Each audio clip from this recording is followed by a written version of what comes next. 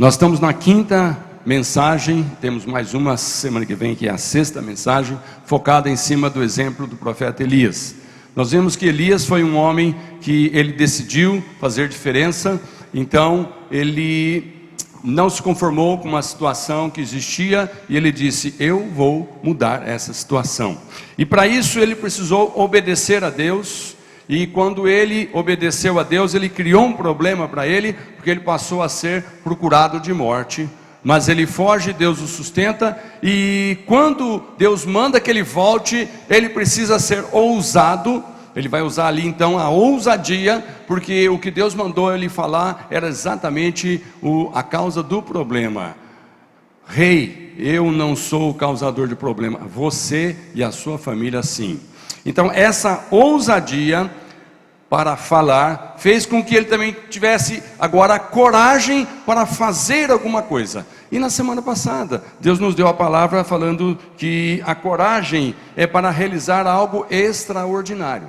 Sempre que você quiser fazer alguma coisa na sua vida que seja extraordinária, muitas vezes você vai ter que ter muita coragem. Mas a palavra de hoje diz que a ousadia e a coragem, o que alimenta essas ousadia, essa coragem, é a sua fé de que foi Deus quem te mandou, você então está obedecendo a Deus. Foi Deus quem disse para você falar, então a tua ousadia vem do céu. E é Deus quem vai estar contigo, então você tem coragem de marcar para levar os profetas profanos para o alto do monte, como fez Elias. E você tem coragem para dizer, e nós vamos ver o que é que o Deus verdadeiro é capaz de fazer. Então, na palavra de hoje, o propósito é gerar fé no meu e no seu coração, de que nós não somos apenas religiosos frequentadores de uma igreja. Nós somos filhos amados do Senhor, que fazemos parte de uma família. Então, por isso nós temos usado o slogan: igreja é uma família para você participar e não para frequentar. Você frequenta qualquer coisa, um shopping, um mercado, uma loja, uma pizzaria, enfim. Mas igreja você não frequenta. Igreja você participa da família. Por quê? Porque uma igreja é onde, como família, você vai ser auxiliado a ter fé para que o sobrenatural aconteça. Irmão, ser um cristão não é ser um religioso que tem orgulho de cumprir normas e regras. Não é ser aquele que abre a Bíblia e diz: todos os mandamentos que Deus me deu, eu estou obedecendo, então, Deus, eu tenho o direito. Não, ser um cristão, ser aquele que vai agir no sobrenatural de Deus. Ser um cristão é aquele que as pessoas vão olhar na terra e vão ver milagres como aconteceram através de Jesus, acontecendo através da nossa vida. Quantos creem nisso? Então, irmão, ser cristão não é ser um religioso. Ser cristão não é ser um frequentador. Ser cristão é ser um participante de uma família. Porque quando você se prontifica a andar por fé, quando você espera o sobrenatural de Deus acontecer, você não faz ideia de quantas forças malignas se levantam contra você, para que você abandone a sua fé e não veja o milagre acontecer. Então, irmãos, o que faz diferença nesse mundo, o que precisa cada vez mais fazer diferença nesse mundo, é o valor da nossa fé. E na sequência então, agora que o Elias está no monte, como nós vimos semana passada, o Elias está diante dos profetas. O Elias diz quais eram as regras do confronto. Os profetas de Baal, que eram 450 e tinha mais 400, então são 850. Esses profetas estavam ali com a seguinte condição: nós vamos ver se o nosso Deus Baal é verdadeiro ou é o Deus de Elias. Essa foi a proposta de Elias. E a condição era: o povo vai ver que o Deus que for de verdade, Ele vai fazer um milagre, e nós vamos ver, e todo o rei e os seus súditos e todo o povo vai estar observando no alto do Monte Carmelo. O Deus que for de verdade vai fazer alguma coisa. Então, irmãos, coragem para marcar esse evento, coragem para enfrentar esse desafio.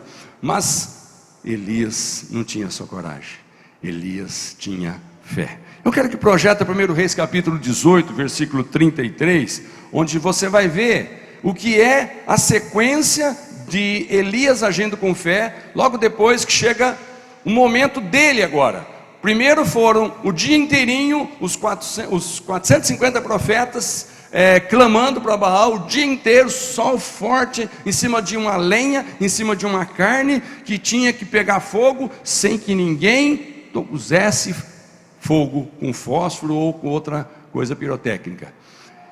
Depois de um dia inteiro, nada de resultado do tal de Baal funcionar. Agora chega a vez de Elias dizer: agora vocês vão ver que existe Deus em Israel, só o Senhor é Deus. Eu quero te dizer que tem situações na sua vida em que você vai precisar mostrar para as pessoas que estão ao seu redor que o Deus que você serve é de verdade, funciona. A Bíblia que você tem fé, ela não é um livro de história e nem de instrução, e não é nem um manual para você progredir ou prosperar. Ela serve para tudo isso também, mas o principal objetivo da palavra de Deus, quando você lê, é gerar fé no seu coração. O principal objetivo de quando você vem num culto como esse, é gerar fé no seu coração. Não faz sentido você vir aqui só para cantar, tocar, dançar, fazer qualquer outra coisa, se sentir bem, útil. Não faz sentido se você não veio aqui alimentar a sua fé, para quando sair daquela porta para fora, você falar assim: Deus, então o meu milagre vai acontecer.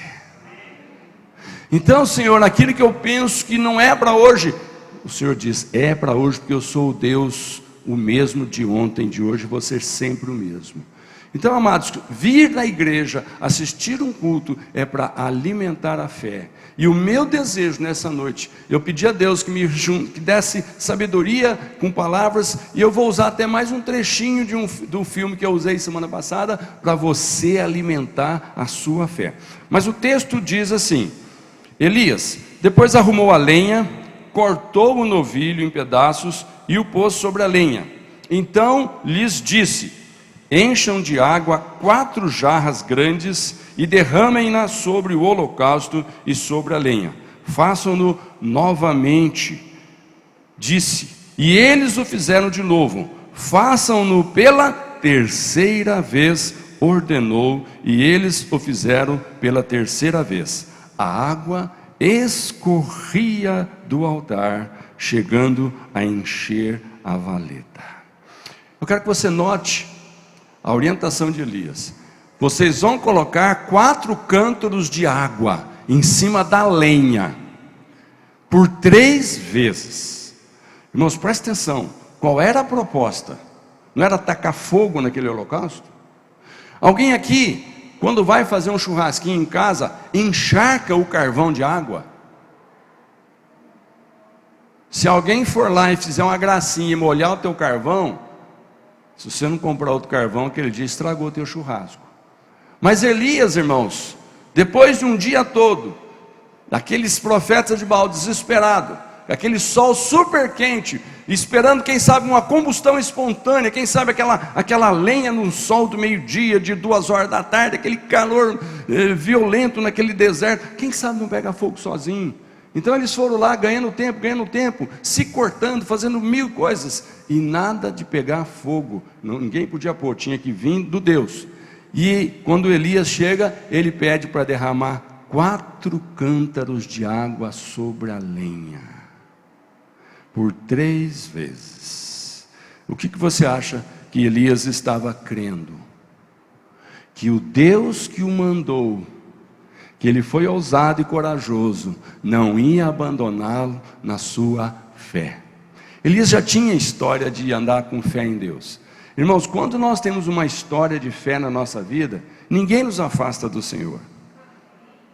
Quando você tem uma vida muito calma, muito tranquila, tudo que você pede, recebe, dá tudo certo, não tem nenhum contratempo, você é aquele tipo de cristão, de crente, que de repente qualquer ventinho tira você. Qualquer coisinha desanima você. Você leva aquela vida fraca, mediana, não tem vontade de fazer nada para o Senhor. Parece que tudo que você tem é que desfrutar só do Senhor, porque o Senhor tem sido tão bom com você. Mas de repente, vem ali uma dificuldade, e naquela dificuldade, a sua fé é provada. Mas quando você tem experiência de já ter andado com Deus, Elias já tinha experiência de há 3 anos estar sendo sustentado por Deus. A história do corvo trazer carne no bico, a história daquela viúva sustentar quando ela só tinha um restinho de comida e depois ia morrer. Então ele já tinha uma experiência. Ele disse: Deus não falha, eu sou de Deus e Deus não falha. Glória a Deus. Eu quero que você guarde essas cenas de Deus fazendo algo que para o homem não é possível. Eu quero que você comece a pedir que Deus faça algo na sua vida que você não é capaz. Eu quero que você comece a acreditar que uma vez que a tua vida está nas mãos de Deus, não existe limitação humana que possa te parar, a não ser se você não ativar a sua fé. Você ter fé é uma coisa, essa fé ser ativada é outra coisa. O Senhor Jesus deseja que diariamente passemos por situações que ativam a nossa fé. Pode ser que tenha alguém aqui que o que está ativando, que vai ativar a sua fé é talvez um diagnóstico médico de: olha, o seu caso, não sei o que fazer. Aí você vai dizer: que bom, doutor, que o senhor não precisa fazer, porque é que é Deus quem vai fazer. De repente, alguém vai analisar a situação da tua empresa e vai dizer: olha, não sei não, mas acho que você está quebrado. Oh, aleluia! Então agora chegou o momento de eu ver um milagre de Deus. Pode ser que alguém diga o seguinte: olha, não sei não, mas teu filho, a tua filha, pelos caminhos que eu estou vendo, pelo que já tem feito, eu acho que você perdeu. Eu acho que já se acabou, acho que o inimigo já carregou no bico. Você fala: amém, que você pensa assim, mas a minha fé é que o meu Deus agora vai entrar em ação. Amém, queridos? Eu quero ler Marcos capítulo 11, versículo 24. Eu quero que pule lá no projetor. Marcos capítulo 11, versículo 24. Nós vamos ver que a nossa fé precisa ser ativada, e Jesus vai dizer assim: respondeu Jesus: tenham fé em Deus. Eu lhes asseguro que se alguém disser a este monte, disser a quem? A um monte: levante-se e atire-se no mar, e não duvidar em seu coração, mas crer que acontecerá o que diz, assim lhe será feito. Portanto, eu lhes digo: tudo o que vocês pedirem em oração, creiam que já o receberam, e assim lhes sucederá. Irmãos, Jesus está dizendo para aquelas pessoas: se você disser a esse monte, eu quero só te lembrar, situando que naquele lugar que Jesus estava cheio de monte, era monte para todo lado. E Jesus então aponta para um dos montes, e todo mundo sabia que monte significa dificuldade. Monte significa que se você vai ter que tirar um monte dali, meu Deus, como vou fazer isso? Jesus olha e fala assim: você pode não saber, mas se você tiver fé, você vai dizer uma palavra e vai acontecer. Irmãos, de repente resolver o teu problema vai depender de uma palavra de fé que você vai declarar no seu coração, crendo, e assim vai acontecer. Eu quero mostrar para vocês bem rápido 3 coisas que, para mover o sobrenatural pela fé, a primeira coisa que você tem que fazer: acabe com o que rouba a sua fé. Acabe com aquilo que está roubando a sua fé. Hebreus 11:1 diz que, ora, a fé é a certeza daquilo que esperamos e a prova das coisas que não vemos. Certeza do que esperamos, mas não vemos. Ok, então acabe com aquilo que pode roubar a sua fé, porque você não está vendo. Aquilo que você vê, aquilo que tem lógica, aquilo que parece que então 2 e 2 é claro que é 4. Não, mas eu preciso do resultado 5 e eu só tenho 2 e 2. Então você vai ter que ter fé para completar esse quinto. Porque se você tem 2 com mais 2 precisa de 5, só a fé que vai completar. E a fé move a mão do Todo-Poderoso sobre a nossa vida. Amém, queridos? Hebreus 11:6 diz: sem fé é impossível agradar a Deus, pois quem dele se aproxima precisa crer que ele existe e que recompensa aqueles que o buscam. E aí lá em Romanos 1:17 diz assim que o justo viverá pela fé. Fala para o irmão, você vai viver pela fé. Não, mas aqui está dizendo que o justo. Fala de novo, você vai viver pela fé. Diga para ele, mas eu não sou justo. Eu sei, mas você tem o justo te justificando diante do Pai. Quando o Senhor Deus olha para você, que se entregou para Jesus, Ele não está esperando a tua justiça própria, Ele está esperando o justo, Jesus, te representando diante do Pai, dizendo, Ele crê em mim, e eu disse que os montes vão se mover, se Ele continuar tendo fé, que eu vou fazer por Ele, porque eu amo esse meu filho. Amém, queridos? Então fala de novo, eu vou viver pela fé. Porque eu sou justificado por Jesus. Mas presta atenção que existem alguns ladrões de fé. Por exemplo, a ansiedade da vida é um tipo de ladrão de fé. Pedro diz, lá em 1 Pedro 5:7, nós lemos, lancem sobre ele toda a sua ansiedade, porque ele tem cuidado de vocês. O que é ansiedade? É sofrer antes da hora.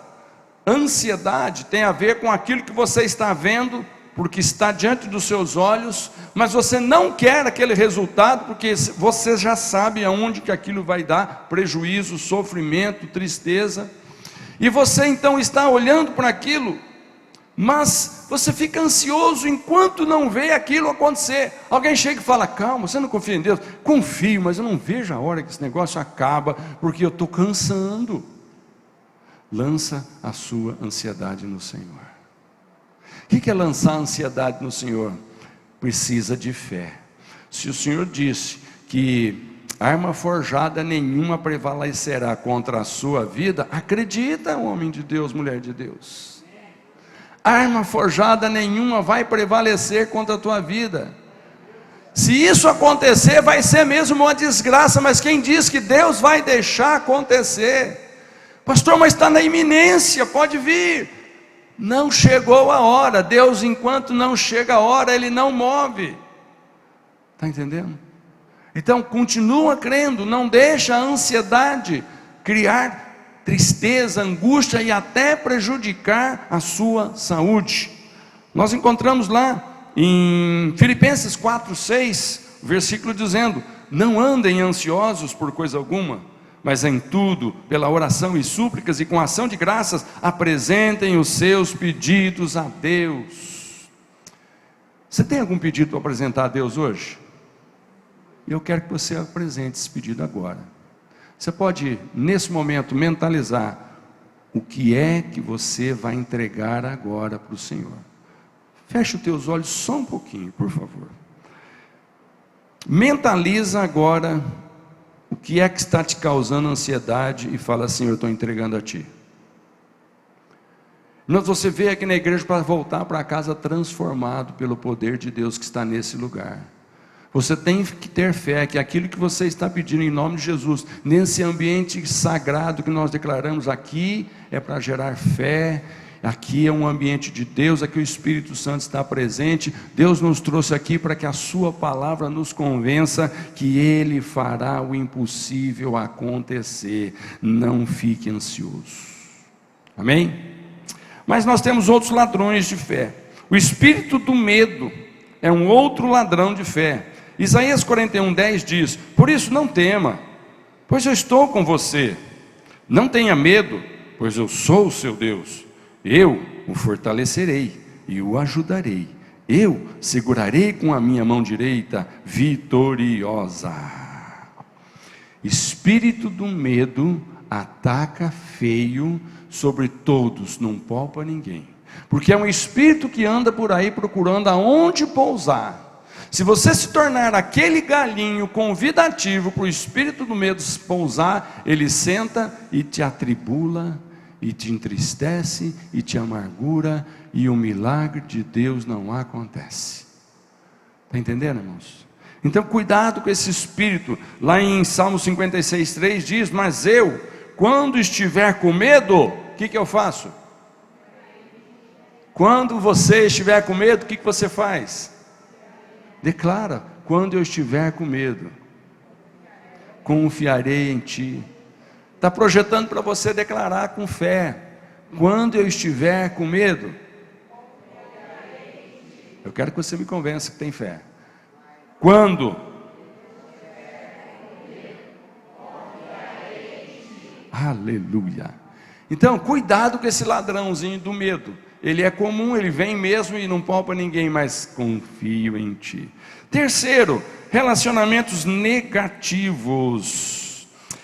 Lá em Atos 9:39 diz assim, que Pedro foi com eles e quando chegou foi levado para o quarto do andar superior. Todas as viúvas o rodearam, chorando e mostrando-lhe os vestidos e outras roupas que Dorcas tinha feito quando ainda estava com elas. Pedro mandou que todos saíssem do quarto. Depois ajoelhou-se e orou. Voltando-se para a mulher morta, disse: Tabita, levante-se. Ela abriu os olhos e, vendo Pedro, sentou-se. Aleluia. Você está imaginando a cena? Todo mundo chorando porque Dorcas, que era tão boa, morreu. Jesus chega no ambiente onde ela está ali deitada, morta, e tira todo mundo que era incrédulo do lugar. Deixa só Pedro. Pedro fala assim: se eu deixar esses incrédulos aqui, o Espírito de Deus não vai agir. Então Pedro pôs todo mundo para fora, e aí ficou só aqueles que tinham fé, que Deus podia levantar aquele defunto. Irmãos, orar para certas causas perdidas, precisa fé. Orar para certas situações que já estão definidas para o mal, precisa fé. Orar por aquele que já está com diagnóstico de morte, precisa fé. Orar para aquele que já está com diagnóstico de falido, precisa fé. Drogado, precisa fé. Mas irmãos, nós estamos aqui hoje para sair daqui, voltar para casa e amanhã começar a agir com fé em algumas áreas onde você tem sido derrotado. Que a fé que Elias teve te inspire a ter fé igual, porque o Deus é o mesmo. Nosso quarto inimigo é Satanás. Esse nem precisava dizer, mas está escrito em João 10:10 que o ladrão vem apenas para roubar, matar e destruir. Eu vim para que tenham vida e a tenham plenamente, diz Jesus. Então, irmãos, saber que o diabo rouba, a gente já sabe, mas muitas vezes a gente parece que não acredita muito, parece que ele não é tão mal assim, porque aquilo que ele oferece, é claro, não é de todo mal, tem alguma coisa boa embutido, claro. Você já viu pegar peixe com uma isca que não é o ponto fraco do peixe? Você pega e vai pegar peixe com, digamos o quê? Um pêssego. Você põe no anzol e você gosta do pêssego. Fala, o peixe também vai gostar. Irmãos, o diabo, ele nos pega naquilo que gostamos, mas ele nunca vai nos dar o que é bom. Segunda coisa, para mover o sobrenatural: creia que Deus faz milagres impossíveis. Lá em Abacuque 3:2 diz: Senhor, ouvi falar da tua fama, tremo diante dos teus atos, Senhor. Realiza de novo em nossa época as mesmas obras, faze-as conhecidas em nosso tempo, em tua ira, lembra-te da misericórdia. E lá em Hebreus 13:8 diz: Jesus Cristo é o mesmo, ontem, hoje e sempre. Então, queridos, fala para o irmão do lado: hoje Jesus também faz milagre. Você crê nisso mesmo? Ou só diz porque eu mandei? Você tem que ter essa convicção. Jesus, nos dias que ele estava, ele fez e as pessoas viram. Hoje ele faz através de nós e as pessoas vão ver. Mas é preciso orar, é preciso declarar, é preciso alguém confiar, é preciso alguém derramar água sobre a lenha e pedir com fé: Deus, manda fogo. E aí o Senhor manda o sobrenatural acontecer em nome de Jesus. Amém. Queridos, uma outra coisa, tem uma frase que diz que não adianta você ter ousadia, coragem, obediência, se lhe falta fé, pois somente a fé leva à manifestação do sobrenatural. Ousadia, fala; coragem, determinado, vai lá. Mas e cadê a fé? Cadê a fé? A fé é acreditar no impossível. Então, obedeça a Deus, tenha ousadia, tenha coragem, mas não esquece da fé, em nome de Jesus. Terceiro e último, aplique concordância em fé. Lá em João 14:12 diz assim: digo-lhes a verdade, aquele que crê em mim fará também as obras que tenho realizado, fará coisas ainda maiores do que estas. Quantos aqui concordam que você pode fazer coisas igual Jesus e até mais? Você concorda? Irmãos, espírito de concordância, aplique a concordância com a palavra de Deus, concorde com o que Deus fala, não deixa a tua humanidade, a tua condição humana, de 2 mais 2 é 4, não pode ser 5, é impossível na matemática, mas nós não estamos falando de lógica humana, nós não estamos falando de coisas humanas, nós estamos falando de um Deus Criador, poderoso, sobrenatural. Fé é acreditar, é concordar com o que Deus diz, amém? Quantos concordam que Deus diz que Ele tem o melhor para você? Quantos concordam que o que Deus diz, que o que Ele tem para você é prosperidade e não desgraça? Quantos concordam que o Senhor disse que se você vai tocar no endemoniado, o espírito vai sair? Quantos concordam que você vai orar e o doente vai sarar? Quantos concordam que você vai orar, o morto vai ressuscitar? Quantos concordam que você vai orar e o câncer vai sarar? Amém? Glória a Deus. Quero que você fique de pé.